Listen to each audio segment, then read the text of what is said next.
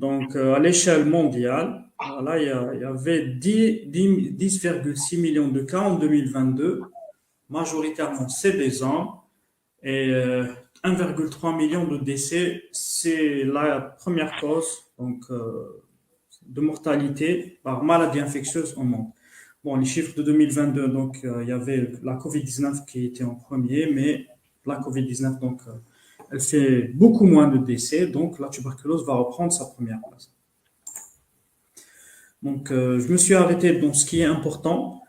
Donc, on estime que le diagnostic et le traitement de la tuberculose donc, ont permis de sauver 75 millions de vies entre l'année 2000 et 2022. Donc, sauver 75 millions en 22 ans dans le monde, c'est un chiffre très important. Donc, grâce aux efforts de tous les médecins, des soignants et des gouvernements et des associations impliquées.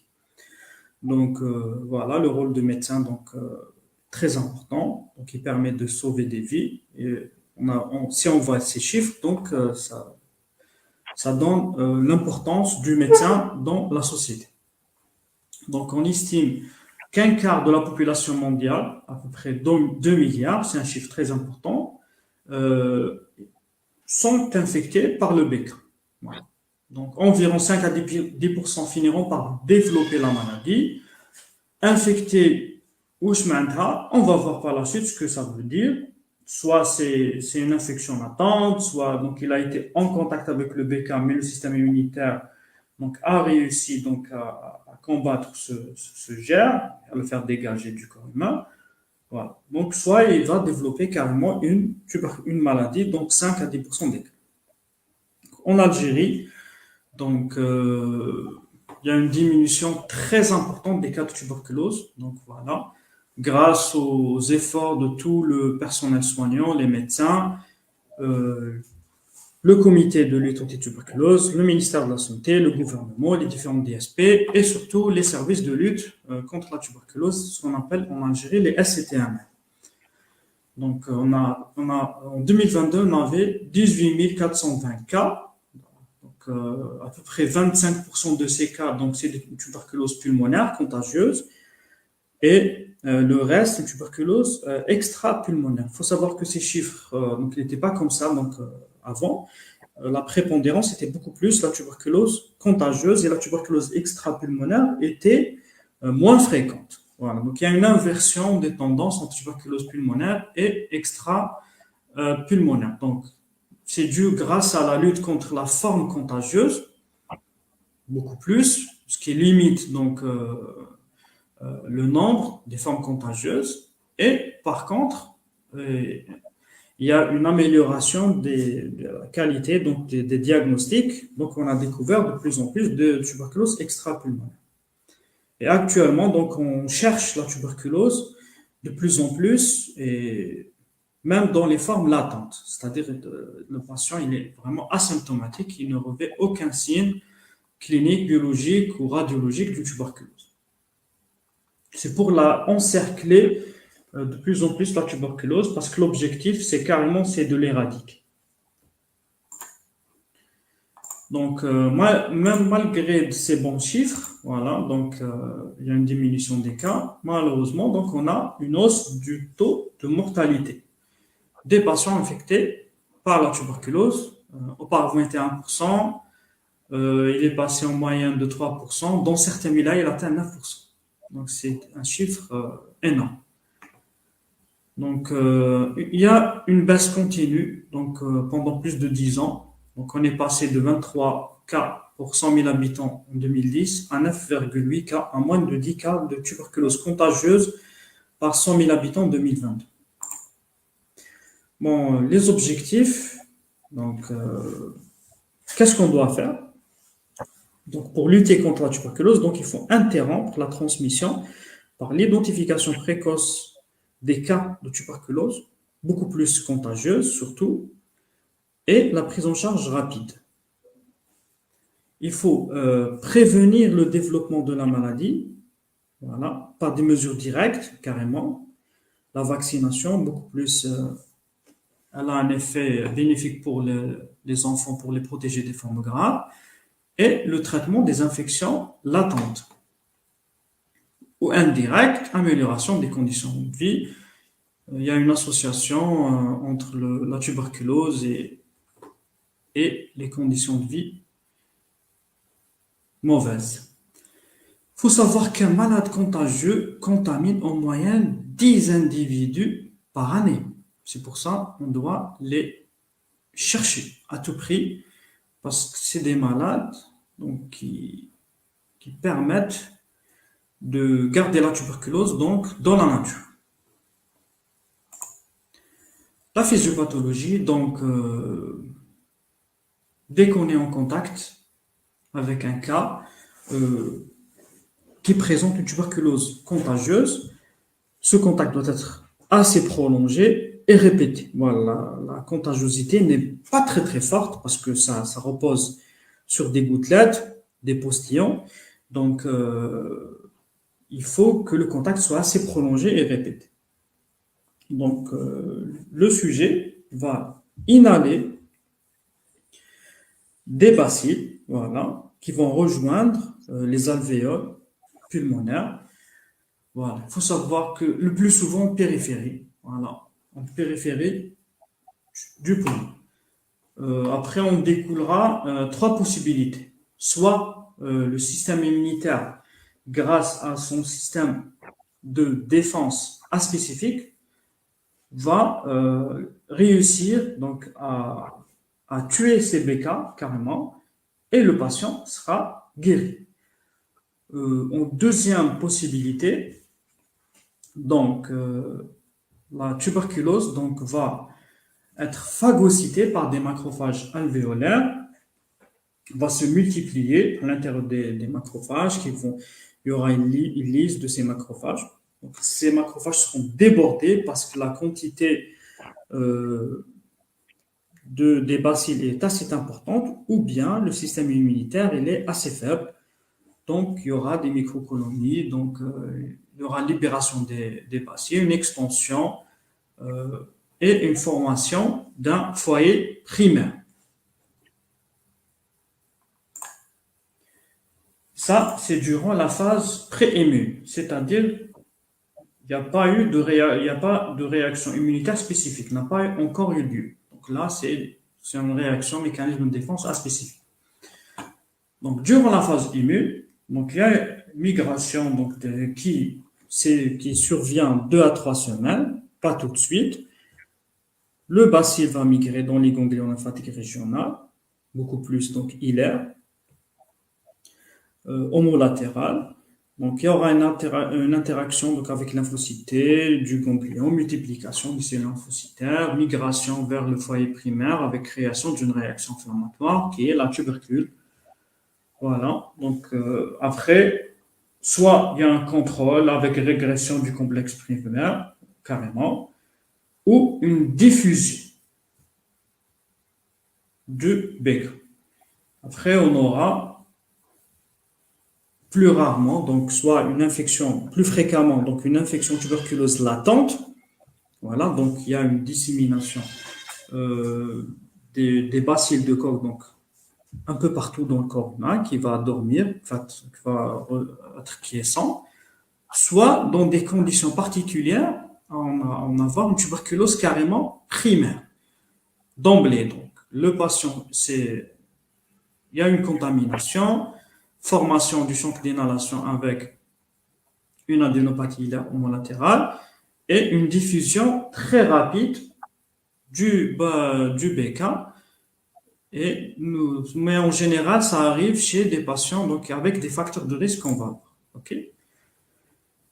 Donc, l'infection tuberculeuse latente qui survient à distance, donc c'est en général plus souvent dans 1 à 2 ans après le contact, on aura une maladie tuberculeuse. La maladie pourra se développer, pas chez tous les patients, euh, par plusieurs mécanismes, soit une réinfection, soit une réactivation endogène. Le plus souvent, c'est la réactivation endogène, parce qu'il y a eu un fléchissement des défenses de l'organisme ou il y a eu un cancer ou un traitement immunosuppresseur ou quelque chose qui a déclenché ou a permis la réactivation du bacille de Koch.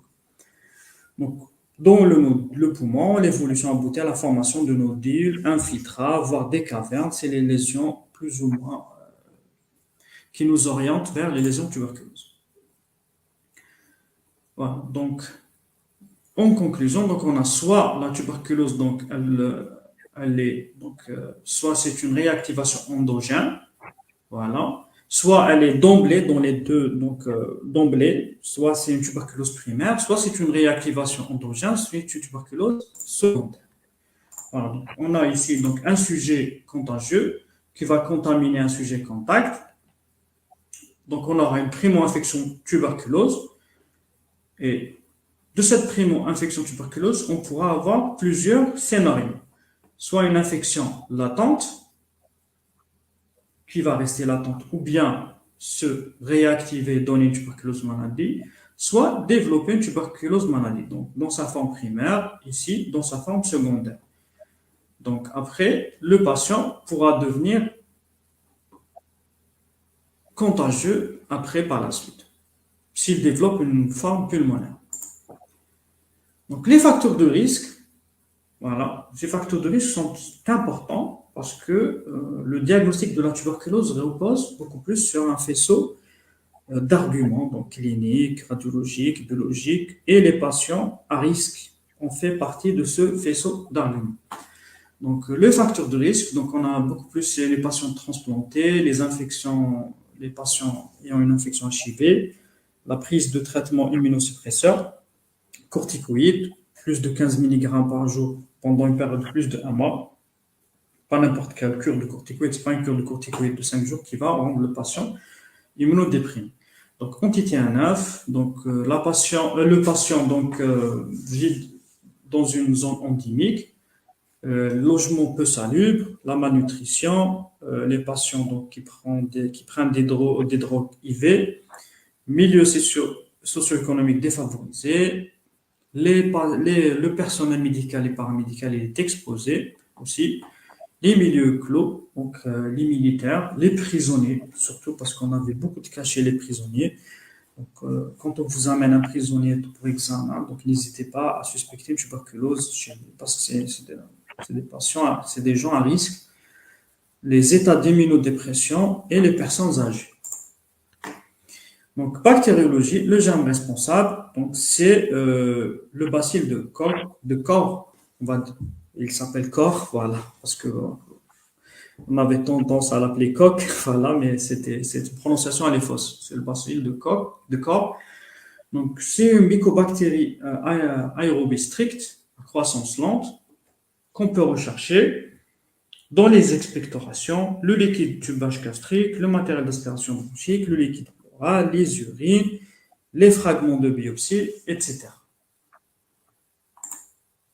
Donc, la primo, donc on a une primo-infection, une tuberculose maladie, comme on a parlé précédemment. Donc, la primo-infection, c'est quoi? C'est l'ensemble de manifestations anatomiques, cliniques et biologiques pressenties par un organisme après le premier contact infectant avec le BK. Donc, premier contact avec BK, on développe une primo-infection.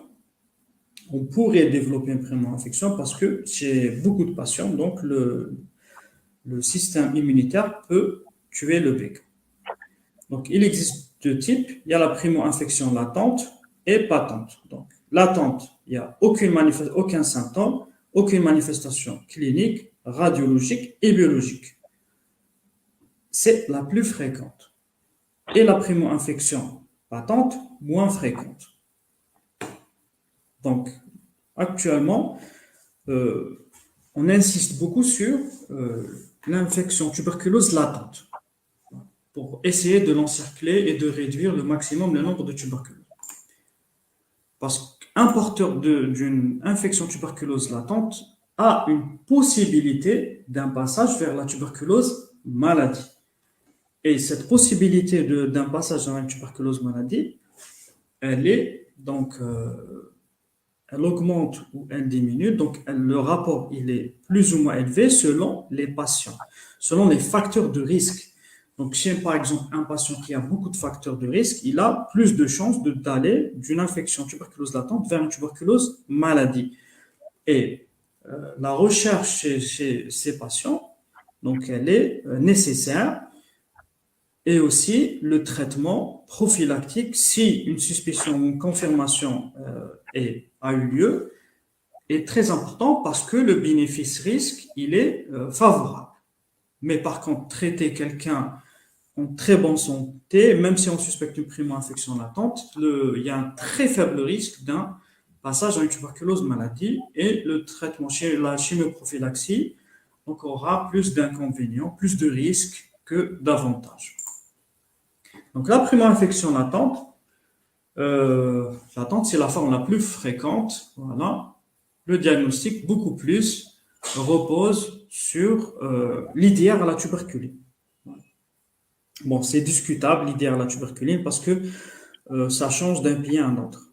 Donc, il y a des pays où carrément, donc, ils préfèrent donc, IGRA, donc c'est l'interférent gamma release assay, c'est des tests de libération d'interférents gamma.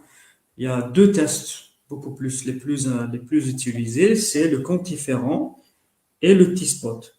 Donc, il y a plusieurs pays. Par exemple, si vous en Suède, en Suisse, par exemple, ils n'utilisent pas l'IDR, donc ils utilisent beaucoup plus les IGRA. Si vous allez, par exemple, donc États-Unis, euh, Angleterre, donc ils font les deux, IDR la tuberculine et quantiférant, ou IGRA. Et certains pays, donc ils préfèrent, donc ils préfèrent l'IDR à l'IGRA. Donc ils font l'IDR d'abord, puis l'IGRA. Dont l'Algérie fait partie, par exemple, il y a d'autres pays comme l'Espagne, il y a d'autres pays qui préfèrent IDR d'abord, après on fait l'IGRA selon les résultats de l'IDR et selon la vaccination BCG et tout ça. Donc, la primo-infection tuberculose, c'est une forme asymptomatique, déjà. Aucun signe clinique radiologique ou biologique. Donc, elle est suspectée, par exemple, dans le cadre d'un bilan, par exemple, pré-TNF, on dit par exemple un patient qui est candidat à un traitement anti-TNF. Donc, le patient doit consulter donc d'une consultation obligatoire à la recherche d'une infection tuberculose latente parce il y a un risque très élevé d'une réactivation endogène du BK suite à un traitement anti-immunosuppresseur anti-TNF. Donc, chez ce patient, en plus de l'interrogatoire, de l'examen clinique minutieux, une radiographie thoracique, tous les examens à la recherche et interrogatoires à la recherche d'une tuberculose donc, active. On élimine une tuberculose active. Après, par la suite, on fait une série d'examens pour savoir s'il a une infection tuberculose latente. On fait une intradermoréaction à la tuberculine et par la suite, selon les résultats, on rajoute ou pas donc le quantiférant. L'IDR à la tuberculine, donc c'est un examen très facile. Il est peu coûteux. Donc, en Algérie, donc c'est pour ça qu'il y a certains pays qui préfèrent l'IDR à la tuberculine. Par exemple, le prix d'un IDR à la tuberculine, c'est 1 euro, par exemple. Le quantiférant, c'est cher, donc c'est à peu près, en Algérie, donc ils le font à 18 000 dinars, donc c'est un peu cher, donc c'est pour ça, donc on le met en seconde position.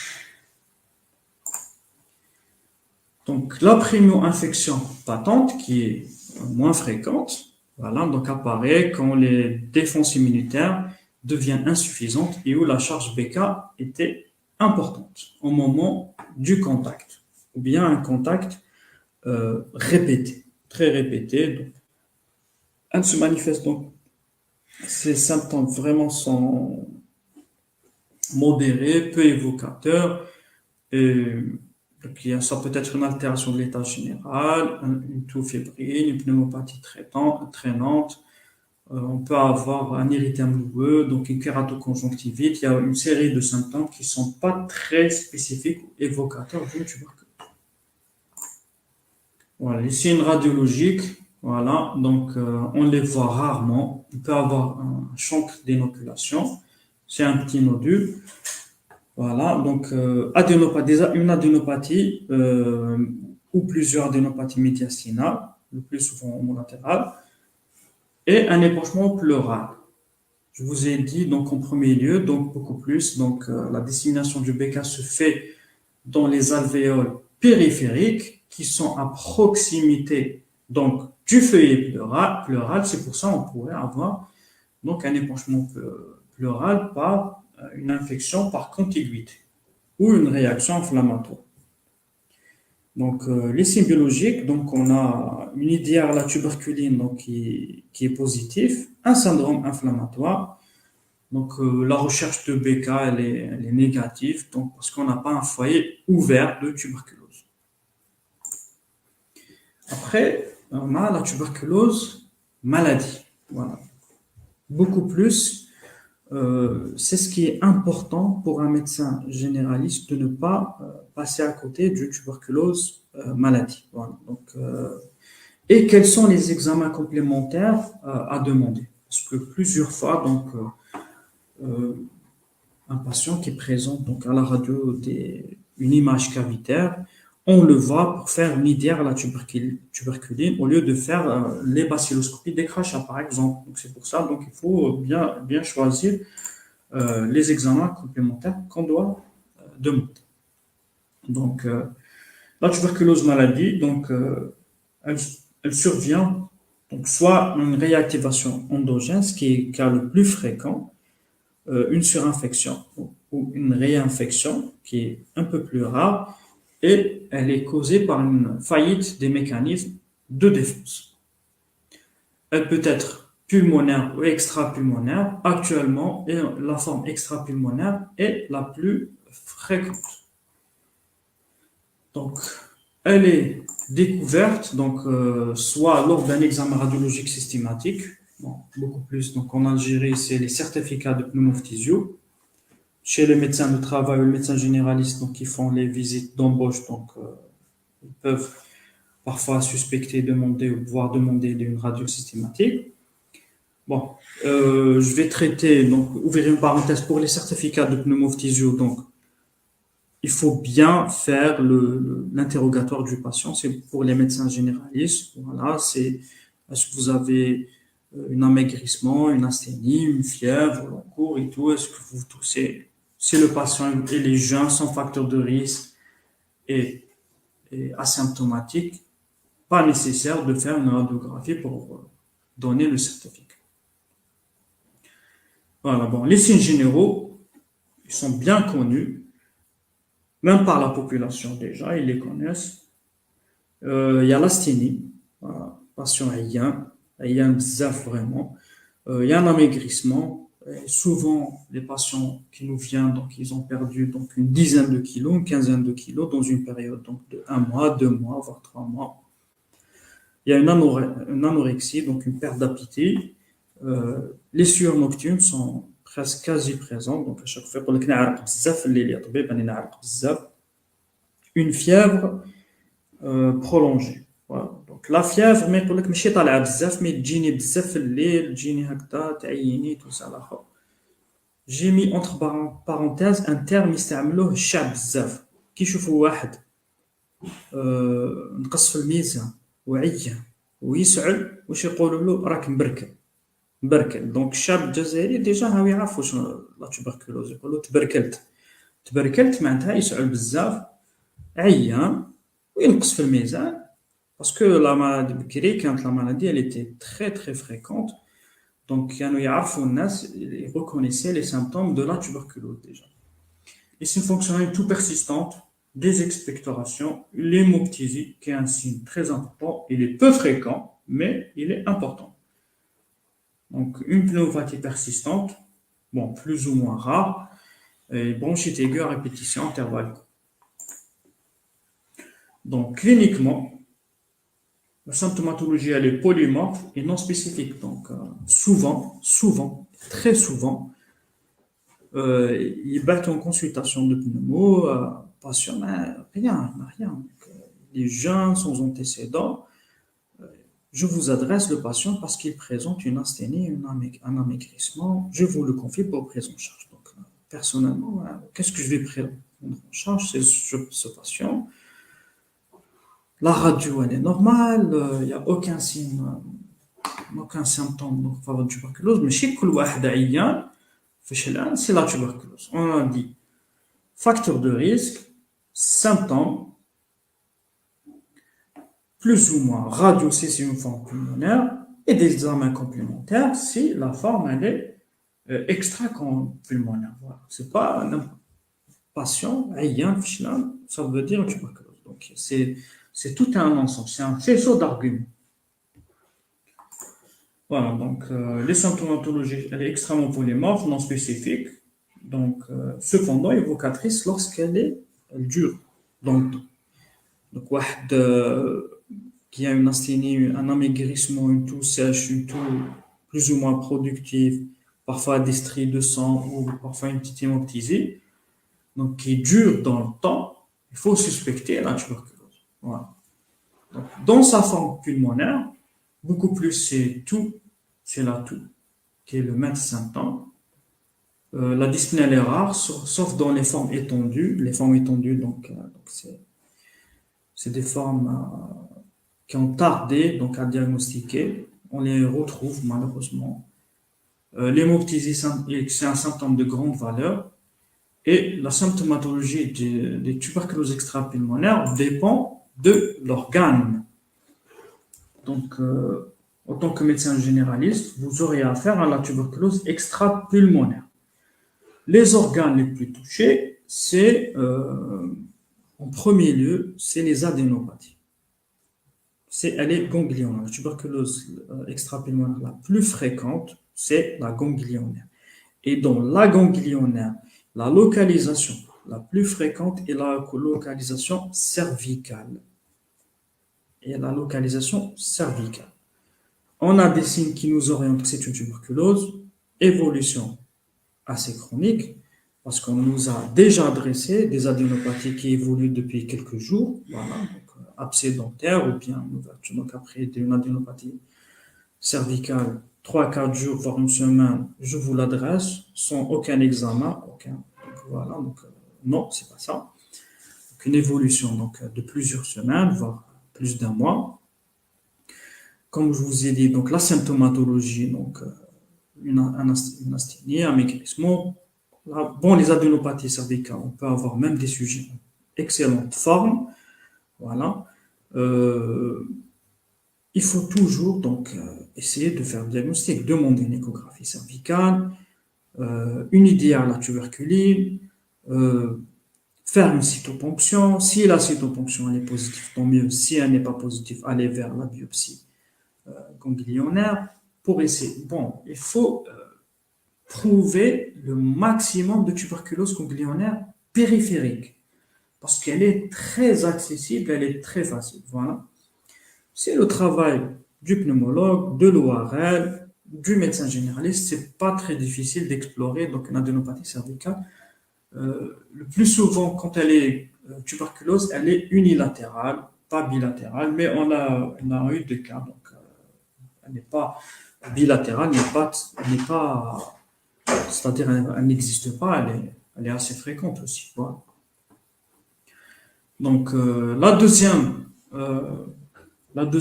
dans la fréquence, dans les TEP, on a les pleurésies tuberculoses. Voilà. Donc, les épanchements pleureux, donc c'est la deuxième dans la fréquence.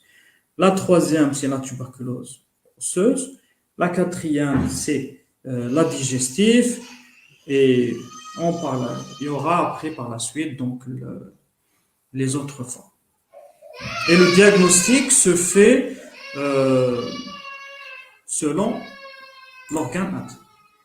Voilà. Le diagnostic, donc, à côté de l'anamnèse, qui se basera, qui recherchera donc la chronicité des symptômes, On recherchera aussi la notion de comptage, voilà, qui est très importante. Et la question qui survient le plus, c'est quand le patient fait une tuberculose extra-pulmonaire, on a une jetni, on a ce qu'on a donné. La contamination a eu lieu 1 année, 2 ans auparavant. Donc, on ne peut pas répondre à cette question. Par contre, une tuberculose pulmonaire, très souvent, on retrouve donc le responsable, voilà, de cette contamination. Donc, on recherchera la vaccination BCG.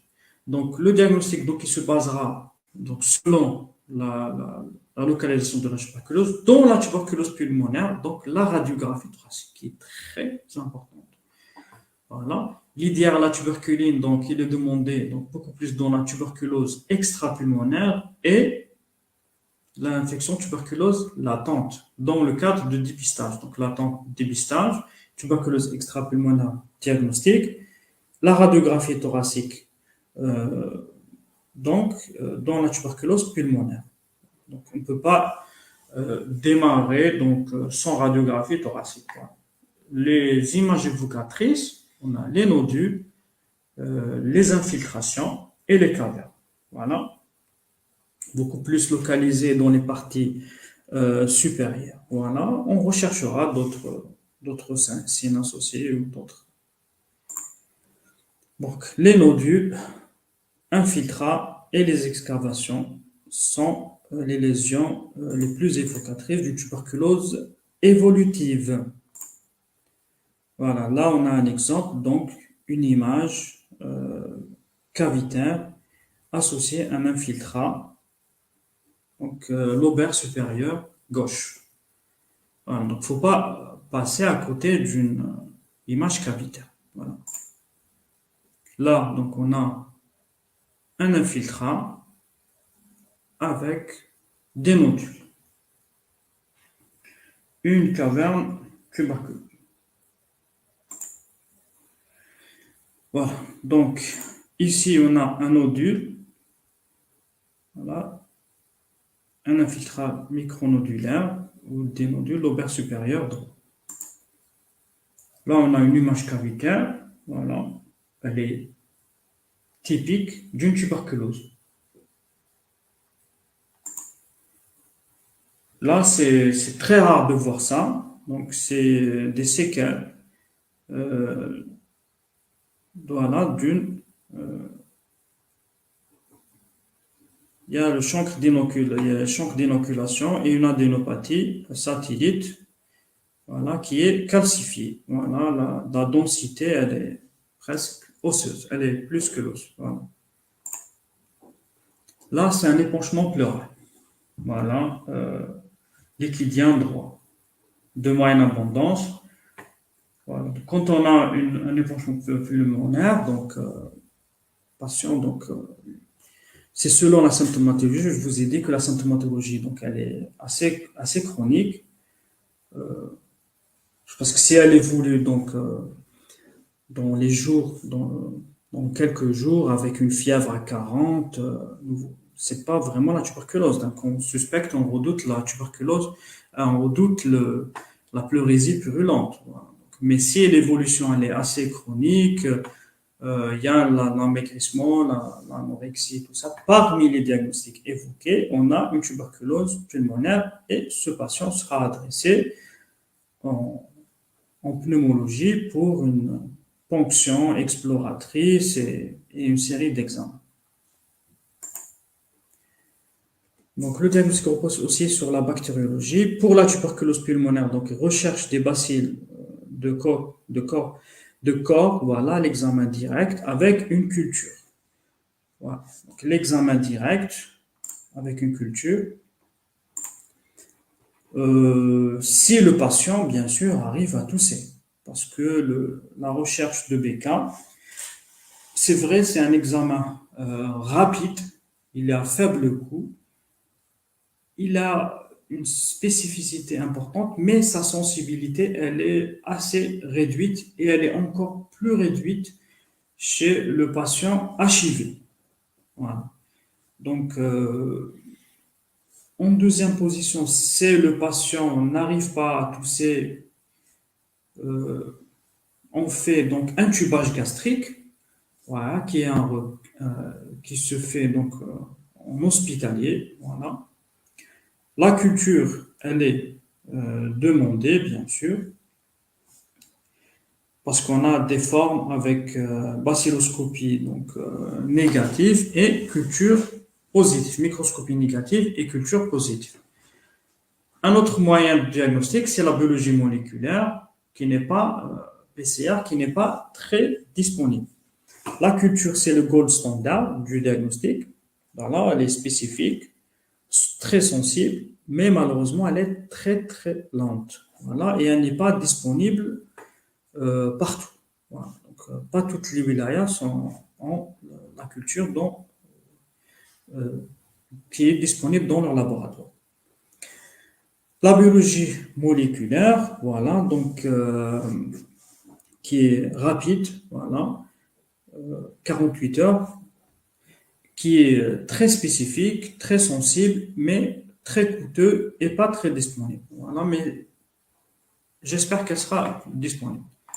Donc, dans les formes, il y a l'examen ANAPAT, voilà, bien sûr, l'examen ANAPAT, beaucoup plus recherché dans les formes extrapulmonaires, la forme ganglionnaire et la forme pleurale, et bien sûr les autres formes. On retrouve le plus souvent donc un follicule gigantocellulaire avec du caséum, voire un follicule gigantocellulaire sans caséum, un granium tuberculeux ou tuberculoïde. Le tuberculeux avec caséum, il est assez spécifique de la tuberculose. Voilà. Bon, il y a certaines autres maladies chez lesquelles on trouve, mais beaucoup plus, on va dire que c'est assez spécifique de la tuberculose. Les examens biologiques, il n'y a pas vraiment d'intérêt. On va retrouver bien sûr un syndrome inflammatoire et tout, mais pas vraiment un intérêt dans le diagnostic de la tuberculose. Donc, on revient à l'intradermoréaction de la tuberculose. Dans l'interprétation, elle est sujette, donc elle est délicate, voilà. Donc, elle est en fonction des antécédents, de la vaccination. Donc, les, dans les diagnostics, on peut dire qu'elle est négative 1 quand elle est inférieure à 5 millilitres.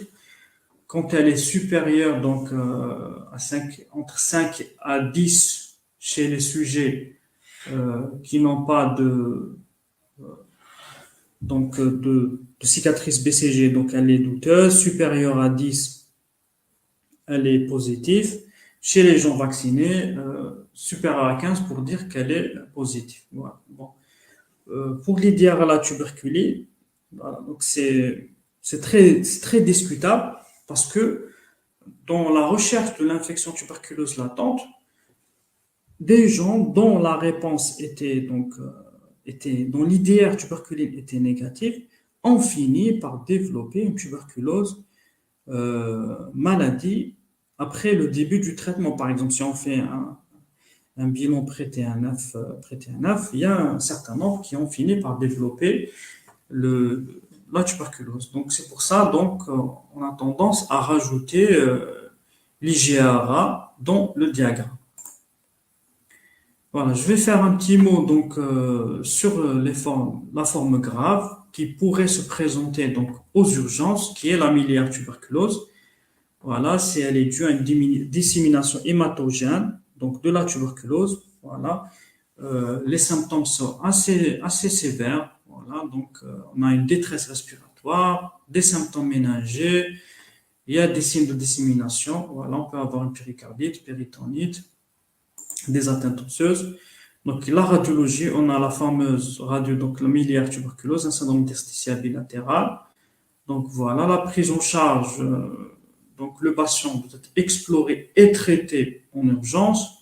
Donc en urgence, on fait un fondé, ponction lombaire, une écho-cœur, écho abdominal, recherche des BK dans les urines, et on débutera le traitement dans le cadre de l'urgence sans attente, bien sûr, dans la miliaire fébrile, parce qu'il y a la miliaire froide, mais beaucoup plus l'urgence extrême, elle est dans la miliaire fébrile. Voilà. Donc, par rapport à la tuberculose, donc le traitement, je ne vais pas m'attarder sur le traitement parce qu'il ne concerne pas beaucoup plus donc, les médecins généralistes. Donc, il associe donc plusieurs antibiotiques, voilà, 3 ou 4. La prise, elle est unique, quotidienne, à jeun le matin. Posologie est adaptée aux fonctions rénales, hépatiques. La surveillance, elle est régulière par le médecin traitant. Et les mesures complémentaires, donc il y a un isolement respiratoire, la période de contagiosité, parce qu'on a toujours cette question. C'est difficile de répondre. Dans la tuberculose avec microscopie positif, le plus souvent, on va dire que 3 semaines à peu près de contagiosité possible du patient. Donc, on va isoler le patient durant cette période. On recommandera une alimentation hypercalorique. On déclarera, parce que tu m'as des déclarations obligatoires, et on commencera une enquête et un dépistage des sujets contacts. Voilà. Moi, je vais souligner quelques erreurs très fréquentes. Voilà. Souvent, on nous adresse le patient pour le voilà, je suspecte une tuberculose chez ce patient, quelle que soit la forme, digestif ou mammaire, ou le patient, le médecin spécialiste ou le médecin traitant. Donc, il a essayé de trouver le diagnostic, il n'a malheureusement eu aucun élément, que ce soit aucun élément qui permet de suspecter que c'est d'origine tuberculose, mais يقول لك نسيو الدواء traitement d'épreuve 3 mois ونشوف إذا راحت برات c'est une tuberculose ما براتش c'est pas une tuberculose je continue à explorer quel que soit non le traitement d'épreuve n'existe plus voilà actuellement si la tuberculose elle est accessible elle est périphérique on doit s'acharner à la prouver. Si elle est profonde ou difficile à explorer, c'est une discussion entre le pneumologue et le médecin spécialiste d'organes pour la mise sous traitement de cette patiente. Voilà. Donc, souvent aussi, on reçoit donc, des adénopathies. Euh, il y a un sujet jeune ou là, un patient qui présente une adénopathie cervicale. Donc, voilà, ça fait, elle a qui évolue depuis 10 jours, 15 jours et tout. Et demandez au loup, 3 bacilloscopies de décrachage. Donc, c'est une tuberculose extra-pulmonaire. C'est vrai, quand on suspecte une tuberculose extra-pulmonaire, on fait toujours une radiographie thoracique à la recherche d'une forme pulmonaire parce qu'on peut avoir les deux, ok. Mais demander 3 bacilloscopies de décrachage sans faire une radio et sans présence d'aucune lésion à la radiographie thoracique, c'est une faute. Voilà. Donc, pas la peine d'aller dans ce sens. Voilà.